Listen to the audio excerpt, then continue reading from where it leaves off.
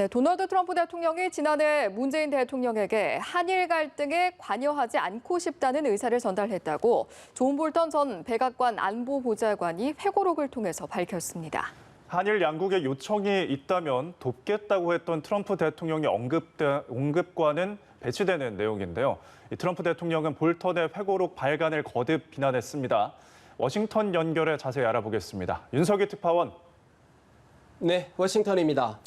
네, 볼턴 전 보좌관의 회고록이 외교 문제로 번지는 모습인데 지난해 고조됐던 한일 간 갈등에 대해서도 언급이 있었다고요?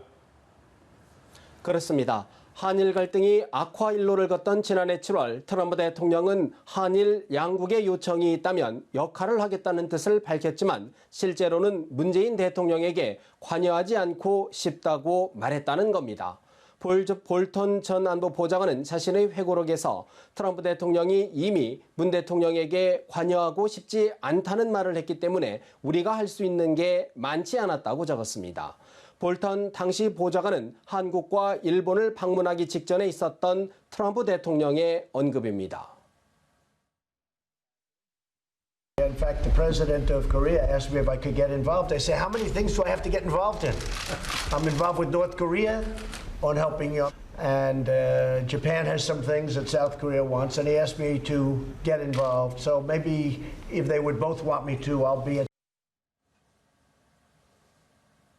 볼턴 보좌관은 당시 한국을 방문해 청와대 정의용 안보실장과 만났었는데요. 이 자리에서 정의용 실장에게 자신이 한일 갈등의 현상 동결을 제안했고 정 실장이 검토할 의향이 있음을 밝혔다고도 주장했습니다.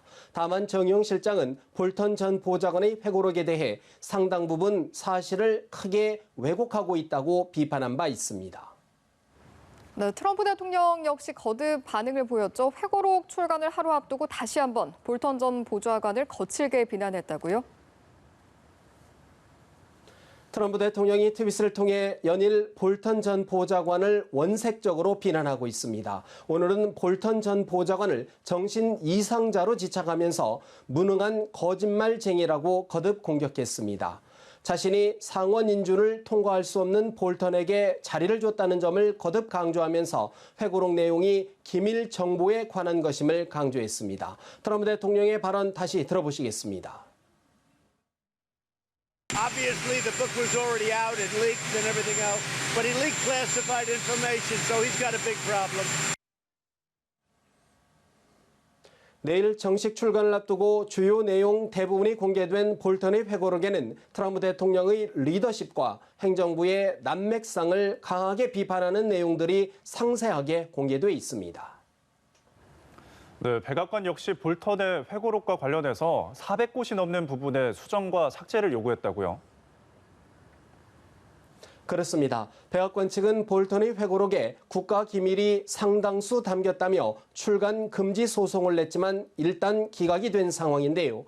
백악관이 법원에 제출한 소장을 보면 570쪽에 달하는 회고록 가운데 400여 곳의 수정과 삭제를 요구했습니다. 이 가운데 한국과 북한 등 한반도 관련만 100곳이 넘는데요. 한미 간 균열과 북미 관계 악화를 우려한 것으로 해석됩니다.